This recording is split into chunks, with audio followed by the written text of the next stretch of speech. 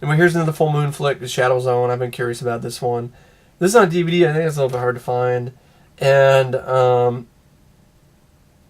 it's directed by J.S. Cardone. It's got effects by Mark Shostrom. This is a full moon release, but I don't know if it's a later one. But there is no video zone on this, so that's what's kind of like. And there's no trailers at all either, which I thought was interesting. Usually there's at least some trailers for some full moon flicks before these VHS tapes, but there wasn't on this copy. But anyway, but that's Shadowzone. I'll definitely give this a look sometime. I'm curious about this one. There's the back. Some of the creatures there. Some of the effects. Shadowzone. Here we have a movie called Pre-Madonnas, Rebels Without a Clue. The only reason why I got this is because it's a Warner Vision release. It's a screening copy. They usually have a crap ton of trailers. And because I saw this quote on the back, and I was like, I gotta see what this is about. It plays like John Hughes on speed. I'm like, what? I'm really curious to like how it came to that review. Like, what? How does something play like John Hughes on speed? I need to see this. Could be a total piece of shit, but I'm just really curious now. I want to see what a movie, what like 16 Candles will look like on speed. So, yeah. That's Pre-Madonnas, Rebels Without a Clue. Which has a cast of like barely anybody I remember except maybe Bobby Breese, who was in Ghoulies. Here's Tracy Takes On, movies, Vanity, Fame. I picked this one up because I've heard a lot about Tracy Ullman. I've heard about her show that she did on HBO, and I've heard she's really funny. So I wanted to, at least give it a look. It was really cheap. And it also has a little bit of bonus footage that, goes behind the scenes of some of the characters and has a little bit of outtakes. So yeah, it's basically just a collected, it's a movie basically collecting segments or whatever of the show that was really popular. It was critically acclaimed in the 90s. So yeah, that's Tracy Ullman. Tracy Takes On. Movies, Vanity, Fame. I'm just curious. I've heard about her. I've never seen anything. I've never seen the show. It could not be my cup of tea, but at least I got to give it a look. Got this in a lot. Phantom of the Opera. It's a classic Lon Chaney flick. This is a shitty VHS, though. This is the Viking Video Classics. All I gotta say is, unless you win these in lots on eBay that get you only one and wanted because of the other movies in them, don't buy these because they are horrible. The quality is just beyond shitty. I mean, this is what the VHS looks like. This looks like something you just rent at a rental store. And the quality is terrible. It's like you have to jack up your tracking on your VCR to like almost like 50 ticks to get it to even look decent, and the sound picture quality are terrible. Same thing for this one, Mr. Wong, which is a movie I probably will never watch, but it came with the lot. So I'll still probably keep these. I mean, look-wise, they're not too bad. I've seen worse. In terms of the look, they still look very generic. But, I mean, they'll definitely look a lot better on the outside than they do on the inside. Because, I mean, that's just bad. But anyway, that's the mystery of Mr. Wong, which is a Boris Karloff flick. Here we have a movie I've been wanting to see. I'm really glad to get this in my collection. And The Shadow of Kilimanjaro. I like that cover art, too. This is a USA home video flick. It stars Timothy Bottoms and John Rice Davies. There's some decent reviews in the back. It says a thriller, chills, and rich atmosphere from Judas Christ. Judas Christ. Judas Christ. I'm sorry. That is a good one. Judas Christ. Instead of Jesus Christ, it's Judas Christ. You really know that something is bad, or you're really pissed off, man, when you just say Judas Christ, man. Because Judas, he betrayed, Christ. So in a way, he's even worse. It's a lot worse. You take Judas's name in vain. Anyway, Alright, I'm crazy. But basically, it's by Judith Christ, or Christ. And another review, it touches on our fear of the real world, much like Alfred Hitchcock's The Birds did from the New York Times. So some decent reviews here. And basically, the film, I believe it's directed by Raju Patel. And basically, just applause this. Experience the real terror of a true story. The African sun is relentless. The desert rain does not come. Hordes of starving baboons, outnumbering humans 500 to 1. It's really, I mean, that's a really kind of terrifying notion, isn't that? Like, you're surrounded by 500 baboons? I mean, that's a lot of baboons. That's a lot of baboon ass. It's a lot of red baboon ass. Ugh. Are waiting for their prey. Then suddenly they attack, each one possessing the savage strength of 3 men, bearing their flesh-ripping fangs and eating humans alive. In the drama surrounding this danger, John Rhys Davies plays a businessman who refuses to clear out the workers, and Timothy Bottoms is the game warden who pleads with the government to evacuate everyone. And the ferocious beasts are coming, and no one can stop them. So yeah, I've always been interested in this flick. I remember reading a review about it in one book, and they gave it a decent review, so I've been curious about it. So I'm glad to have this one.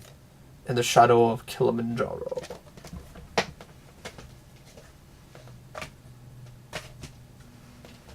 Here we have the Hindenburg, which I've been curious about. George C. Scott, I think he's a great actor. And he was great in The Changeland. And it's directed by Robert Wise, who directed Star Trek The Motion Picture, as well as The Day the Earth Stood Still. And basically it's a movie about the Hindenburg, about the infamous, blimp that, exploded, ended the trend of the Zeppelin. And it also stars William Averton, Roy Thins, Gig Young, and Burgess Meredith, as well as Charles Durning. So yeah, definitely give it a look sometime. The Hindenburg. And yeah, I know... I don't know how many parts is up to now. We're over an hour here. Almost done. You think this is long? Wait till we get to the DVDs. There's a lot more. 2 Days in the Valley. This is a movie that I've been wanting to see. The cast, the trailer is always interesting me. And the DVD buyback is way too expensive. They want to ask $13 for it. I'm not going to pay that for this movie, because I highly doubt the DVD is worth that much. So, the film is written and directed by John Hersfield, and this is the trailer and the cast. It's got 2 thumbs up by Siskel and Ebert, if that means anything to you. It stars Dan Aiello, Jeff Daniels, Terry Hatcher, Glenn Headley, Peter Horton, Marsha Mason, Paul Mazursky, James Spader, Eric Stoltz, and Charlize Theron. So that's 2 Days in the Valley. It's like a crime caper, basically. Crime, drama, comedy. We have Forbidden Planet, the movie Robbie with Robot, a movie I've never seen, but I've heard of it. But, now I can see it. It's got Leslie Nielsen playing it straight, and they also have Walter Pidgeon, and Anne Francis is directed by Fred McLeod Wilcox, and it has the Robbie the Robot, which is a very iconic character. And then it also has the invisible monster named Id. So I'll definitely give this a look sometime whenever I get around to reviewing sci-fi movies, maybe. This is definitely an early one. This is considered a classic, so definitely give that a look. Here we have a movie that came with a lot, and I like this movie, Slugs, directed by Juan Piper Simon.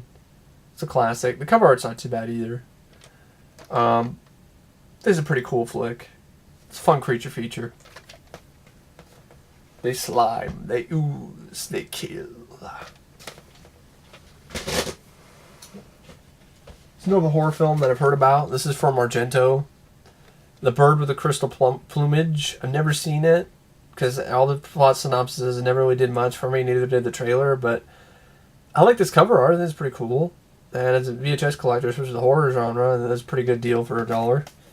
The quality's not the greatest because it's a United Home Video, but it's it's still something. It's still pretty cool. So there's the bird with crystal plumage, Dario Argento flick, and have another full moon movie, Ragdoll, which looks pretty shitty. Another crappy killer doll flick from Full Moon. So Ragdoll. It's the remake of Black Devil Doll. Oh, not really. Not really. Here you have Jack Nicholson in The Border. No relation to Machete at all, but I like this cover art, and I've never seen the film. It looks like a bummer, and actually still a very convenient film and relevant today because we're still dealing with these issues with illegal immigrants, crossing the border today, and this was made in 1981. So, yeah, I think that's pretty amazing that it's still relevant today. So, The Border, Jack Nicholson. Here we have Feds with our Rebecca De Mornay and Mary Gross. I picked this one up again because I was thinking when I was thinking about The Heat, I thought about this movie, which is what audiences knew about, females led, basically all female lead, basically buddy cop flick, a female buddy cop flick. Only thing that people remember probably is this movie that was executive produced by Ivan Reitman, directed by Dan Goldberg, that really wasn't very memorable, and not very many audiences really liked it. And I don't remember thinking this is that great either. I remember liking Rebecca De Mornay, because I liked Rebecca De Mornay. She's hot, she's sexy, she has a great personality, and I really like Rebecca De Mornay. And I don't think she's the problem in this from the last time I remember seeing this. I just thought Mary Gross wasn't very good. I thought she was annoying. And I haven't seen the film in a while, but yeah, that's why I wanted to pick it up again, and to give it another look, in contrast to The Heat, to see if it really is, The Heat really is truly a big improvement over this film. But I do remember it being not very good, so I can definitely see why people were skeptical about The Heat. But then it came out, and then people weren't skeptical about it anymore. About an action comedy, with two female leads. I think probably Feds' issue, like I said, was Mary Gross, the other side. Because I don't think she wasn't really that funny, and I don't think she was really that great. Here's Poison Ivy with Drew Barrymore. I like thrillers. What can I say? It's an erotic thriller, but I've heard some decent things about this one. And, yeah, it'd be interesting to see Drew Barrymore in this type of thing. Even though I think she already did that. That was Alicia Silverstone. That was Alicia Silverstone in The Crush. But this is Poison Ivy. She was also in a movie. Drew Barrymore was in a movie called Doppelganger, if I remember correctly. And then I also have the sequel, because I thought, well, I have the first one. Why not get the sequel, Poison Ivy 2, with Alyssa Milano, Lily. Another erotic thriller. It's an excuse for you to get to see Alyssa Milano's tits, I guess. That's about it. I don't know. There's like 4 of these movies, which is ridiculous. So then we have the original Invasion of the Body Snatchers, Kevin McCarthy. I think I've seen this once. I haven't seen it in years, so I definitely want to give it another look. And plus, I have all the other ones. I have the remake on DVD. I have the 78 remake with Donald Sutherland, and then I have the other remake from 1993. Which I thought was pretty good. And then I don't have the Invasion though with Nicole Kidman, so that's the only other one I don't have. But Invasion of the Body Snatchers, not really much. It says collector series, but there's really not much of anything. There's like no features on this VHS. There's, it's just black and white, full screen format, which it's full screen anyway because it's a movie released at a time when widescreen really wasn't even around. Really didn't even exist. So here we have, you go from Invasion of the Body Snatchers to a different kind of classic, Superfly. That's soundtrack by Curtis Mayfield, which is excellent, I guess. And I've never seen this, but I heard it's like a blaxploitation classic. It's a Good Times release, but it was brand new. It was completely unopened when I got it, so Good Times releases work decently enough the first time around.